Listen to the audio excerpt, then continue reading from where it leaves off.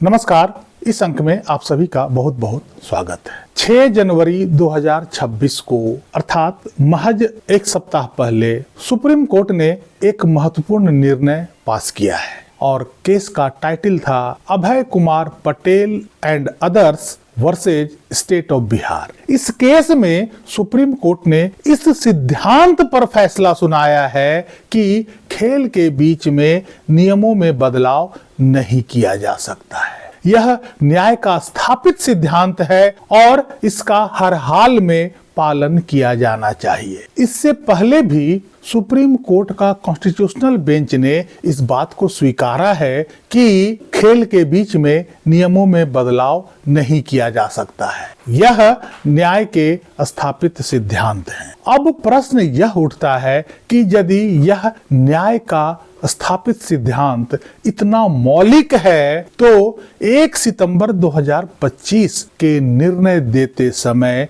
इस बात का ख्याल सुप्रीम कोर्ट ने क्यों नहीं रखा? क्या सुप्रीम कोर्ट ने शिक्षकों के साथ जानबूझकर अन्याय करी है या इस निर्णय को देते वक्त सुप्रीम कोर्ट से भारी चूक हो गई है? इस तरह के सवाल हम सबके मन में उठना जाहिर है। इस केस के निर्णय को आप जब पूरी तरह से सुनेंगे तो आपके मन में भी इस तरह के प्रश्न उठने लगेगा। पहले इस केस के फैक्ट को समझते हैं, तब आपको आसानी से समझ आ जाएगा कि सुप्रीम कोर्ट ने शिक्षकों के साथ निर्णय देने में कैसी दोहरी नीति अपनाई है। 2019 में बिहार में बीपीएससी द्वारा असिस्टेंट इंजीनियर के पदों पर भर्ती के लिए विज्ञापन निकाला गया। उस विज्ञापन और नियमों के अनुसार लिखित परीक्षा हुई, मौखिक परीक्षा हुई, इसके बाद डॉक्यूमेंट वेरिफिकेशन भी हुआ और अंत में मेरिट लिस्ट भी तैयार कर लिया गया। अर्थात चयन प्रक्रिया लगभग पूरी हो चुकी थी। इसके बाद बिहार सरकार को याद आया कि संविदा पर पहले से काम कर रहे इंजीनियरों को इसमें वरीयता देना चाहिए था। उन्हें अंक में भी छूट मिलनी चाहिए थी और आयु सीमा में भी छूट मिलनी चाहिए थी। इसी आधार पर चयन प्रक्रिया के बिल्कुल अंतिम चरण में 2022 में नियमों में संशोधन कर दिया। इस परिवर्तन के तहत संविदा इंजीनियरों के लिए अतिरिक्त अंक और आयु सीमा में छूट का प्रावधान कर दिया गया और इसे पिछली तारीख से लागू कर दिया गया। इस कारण से बहुत सारे वैसे इंजीनियर जो मेरिट लिस्ट में आ चुके थे उनका पत्ता साफ होने वाला था, अर्थात सीट उतना ही था और जब ये संविदा इंजीनियर उसमें शामिल हो जाते तो उस मेरिट लिस्ट में से बहुत सारे इंजीनियर को बाहर जाना होता। इसके खिलाफ पटना हाई कोर्ट में याचिका लगाई गई और पटना हाई कोर्ट ने सरकार के इस कार्य का समर्थन किया और सरकार के फैसले को सही ठहराया। पटना हाई कोर्ट के इस आदेश के खिलाफ सुप्रीम कोर्ट में याचिका लगाई गई। सुप्रीम कोर्ट ने पटना हाई कोर्ट के आदेश को पलटते हुए यह निर्णय दिया कि खेल के बीच में नियम नहीं बदले जा सकते।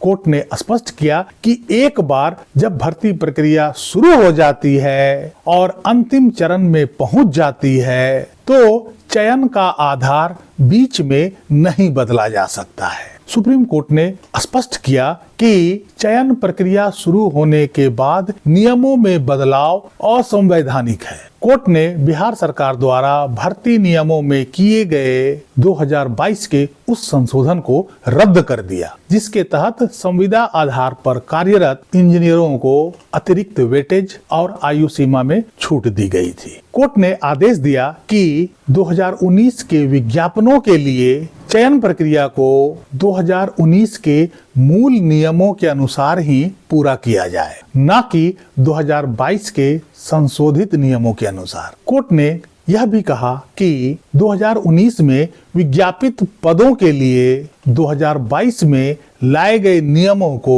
पूर्वव्यापी प्रभाव से लागू करना उन उम्मीदवारों के अधिकारों का उल्लंघन है जिन्होंने मूल मानदंडों के आधार पर परीक्षा दी थी। सुप्रीम कोर्ट ने बिहार राज्य और बीपीएससी को निर्देश दिया कि वे असिस्टेंट इंजीनियर के पदों पर नियुक्तियों को बिना किसी संशोधन के मूल 2019 के नियमों के आधार पर अंतिम रूप दे। साथ ही कोर्ट ने यह भी कहा कि इस पूरी चयन प्रक्रिया और नियुक्तियों को 2 महीने के भीतर पूरा कर लिया जाए। कोर्ट ने आगे कहा कि राज्य के पास नियम बदलने की शक्ति है, लेकिन इस शक्ति का उपयोग पहले से चल रही चयन प्रक्रिया में सफल उम्मीदवारों के अधिकारों को छीनने के लिए नहीं किया जा सकता। यह संविधान के अनुच्छेद 14 और अनुच्छेद 16 जो कि एक मौलिक अधिकार है, उसका उल्लंघन है। यह था केस जिसका टाइटल था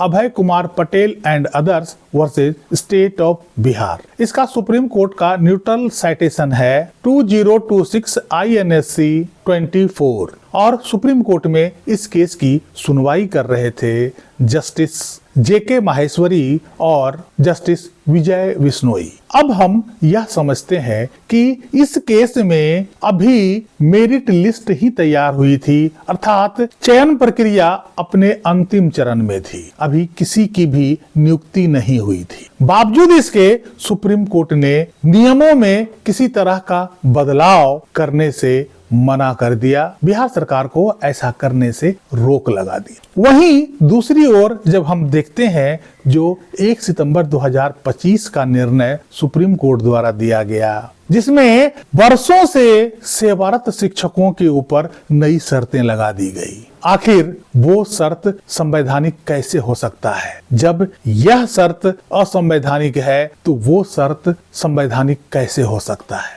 कैसे किसी शिक्षक के ऊपर जो वर्षों से सेवारत हैं उनके ऊपर नई शर्त लगाई जा सकती है? आखिर शिक्षकों के केस में न्याय के स्थापित सिद्धांत का अनदेखा क्यों किया गया? क्या सुप्रीम कोर्ट जानबूझकर ऐसा करी है या सुप्रीम कोर्ट द्वारा निर्णय देते वक्त भारी चूक हुई है? आप अपनी राय कमेंट बॉक्स में अवश्य लिखिएगा। इस अंक में यहीं तक। कैसी लगी जानकारी कमेंट करके जरूर बताइएगा। वीडियो को लाइक कीजिएगा, चैनल को सब्सक्राइब कीजिएगा। मिलते हैं अगले अंक में, तब तक के लिए जय हिंद, वंदे मातरम।